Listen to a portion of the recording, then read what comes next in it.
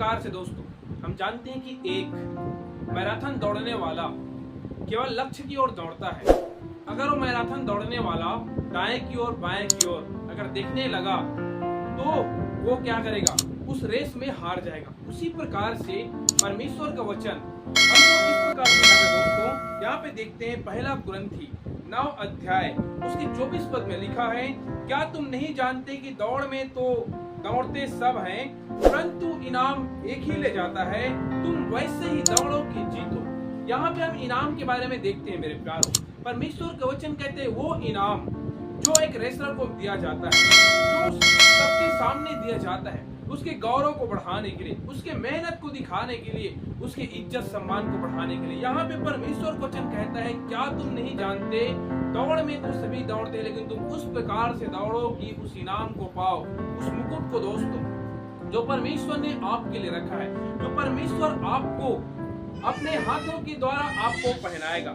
इस प्रकार से परमेश्वर वचन कहता है। इसलिए आप मसीह के दौड़ में चल रहे हैं तो आपको ना दाएं की ओर देखना है ना बाएं की ओर, लेकिन अपना जो क्रूस है, जो प्रभु यीशु मसीह हमें निशान दिया है, फुट ऑफ प्रिंट, जो परमेश्वर के पद चिन्हों पे हमें चलने के लिए बोलता है, उसको आपको चलते रहना है। और यहाँ पे देखते हैं हर एक पहलवान सब प्रकार के संयम करता है, वे तो एक मुरझाने वाले मुकुट को पाने के लिए यह सब करते हैं, परंतु हम तो उस मुकुट के लिए करते हैं जो मुरझाने का नहीं।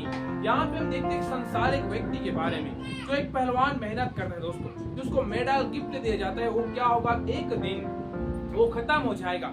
लेकिन यहाँ परमेश्वर वचन कहता है हम तो उस मुकुट के लिए करते हैं जो मुरझाने का नहीं, जो कभी समाप्त नहीं होगा। जिस प्रकार से हम देखते हैं दोस्तों यहाँ पे इनाम के बारे में, उसी प्रकार से जब परमेश्वर न्याय लेगा तो हर एक भक्त जनों को क्या पहनाएगा, अपने हाथों के द्वारा वो मुकुट पहनाएगा।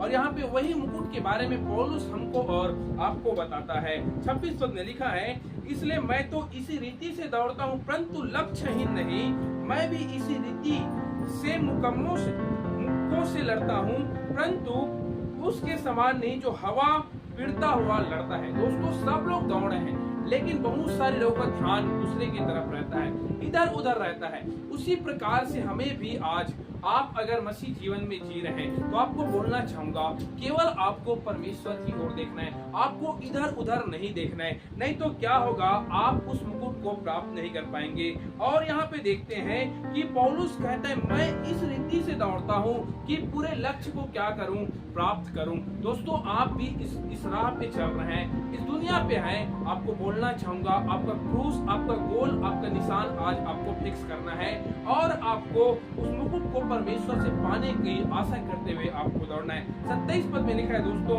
जो मुझे बहुत ज्यादा पसंद है, परंतु मैं अपनी देह को मारता और कुड़ता और वश में लाता हूँ, ऐसा न हो कि औरों को प्रचार करके मैं आप ही किसी रीति से निकम्मा ठहरूं। यहाँ पे परमेश्वर का वचन कहता है कि मैं अपनी देह को मारता और कुड़ता हूँ। दोस्तों यहाँ पे मारने और कुटने का अर्थ ये नहीं है कि आप डंडा ले ले या फिर हंसिया ले ले या फिर टंगलिया ले ले और अपने हाथों को काटे और मारे, इसका मतलब यहाँ पे नहीं है।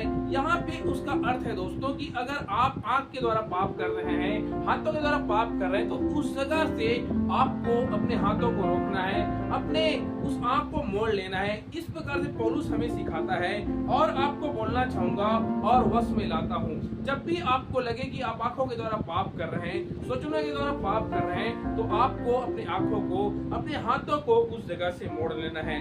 और यहाँ पे कहते हैं अगर मैं प्रचार कर रहा हूँ तो मैं अगर निकम्मा ठहरूं तो क्या मतलब का। इसलिए आपको बोलना चाहूंगा, आप जिस जगह में रहते हैं, जिस गली में रहते हैं, जिस मोहल्ले में रहते हैं, you are the light of the world. तुम जगत की ज्योति हो, तुम्हें लोग देखते हैं, तुम्हें परखते हैं, तुम्हें दोस्तों आपको बोलना चाहूंगा वो आपके हाव भाव स्वभाव को भी पहचानते हैं। इसलिए don't forget you are the light of the world. प्रभु आप सभी को आशीष दे। फिर से बोलना चाहूंगा, मसीह दौड़ में तो सभी दौड़ते हैं लेकिन आपको उस प्रकार से दौड़ना है कि आपको इनाम को पाना है। Praise the Lord.